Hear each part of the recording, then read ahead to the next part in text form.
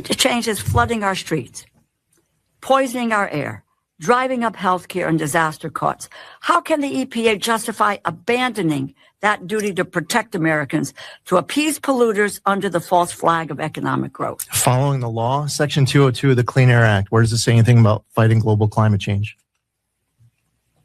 Loper Bright, Supreme Court case. You familiar with it? No, I maybe others are. I'm not, but let me ask. But that's really important. As a member of Congress, Loper Bright says that we as an agency don't have the authority to get creative. If Section 202 of the Clean Air Act. No, but you don't have, excuse me, you do not have the right to say climate change does not exist, that it's a hoax, and that's where this administration is coming from. I understand you're upset that you don't know what Loper Bright is. Do you know what the major policies doctrine is? I'm upset because. You know what the major policies doctrine is? Let me just. You're a member of Congress, you should know. Well, you have moved from someone who defended the environment to all of a sudden being very defensive about not knowing the two biggest landmark Supreme Court cases of the last year with regards to your question. You are very defensive about changing your policy and your positions with regard to the environment. Okay. Now, you just tell me. Do you want me to tell you what the two biggest Supreme Court cases are of the last few years? But this is what I want you Michigan to tell versus me. EPA. Whoa. West Virginia versus EPA. You know, you're here because you need money from us. So halt for the second. And wait for the questions and answer the question. Well, I answered your question, and you didn't like my answer because you don't know what Loper Bright is, because you don't know what the major policies doctrine is, because you're asking me about Section 202 of the Clean Air Act, and you don't read it. You don't know what it says. Listen, and what you want to do is to deny. No, I actually read the law. I do my homework. Really? You're just somebody who likes to have the microphone on. You know what I have to do? I read the law. I read the Supreme Court cases. And I would say what you should do for your constituents is actually read statute. The budget is at real risk. Read your Supreme Court. This is the Appropriations Committee. Oh, you care about science? Now you're threatening to defund it? Oh, my God. No, you don't fund because science. You don't know what Loper Bright is. Because you don't know what the major policies doctrine is. Your message to our folks at the EPA is that you wanted to fund us. I don't have to listen to this BS. BS? You think I made up these cases?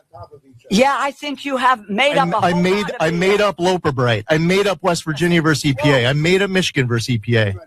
If you ask a question, you have to give the witness an opportunity to respond. I do not have to have the witness attack me. Not when he's here as a supplicant. You have to give the witness a chance federal resources to answer the question. I've asked a question. I don't have an answer. Oh, so what, you want me to start over with the last question? What's your question? Do you have a new one? My question to you is, given the way you have dealt with the with the budget, it is a stop to polluters.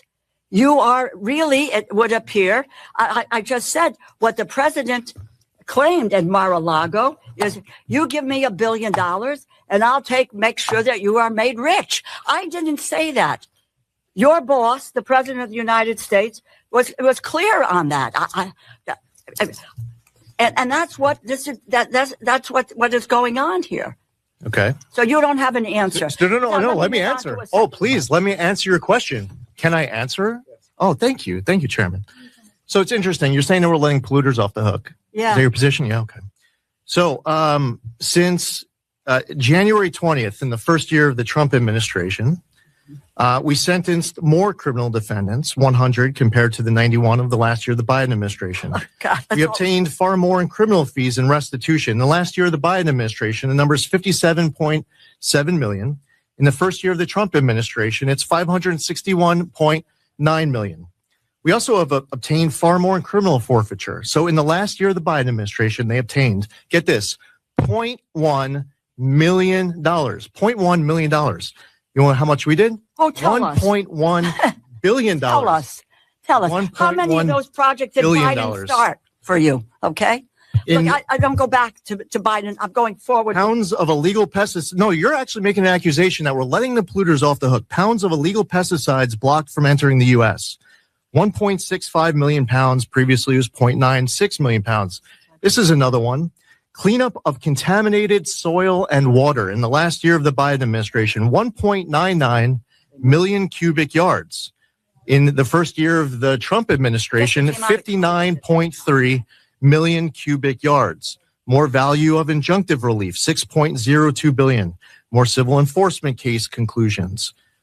Okay. You want to make the claim that we're just giving up on the work of the Enforcement and Compliance Office. Glyphosate. Is that your question? I'd say don't. If your cup was filled with glyphosate, I'm telling you, as the administrator of EPA, don't drink it. Thank you so much for agreeing to what we need to do. I don't know what the question was.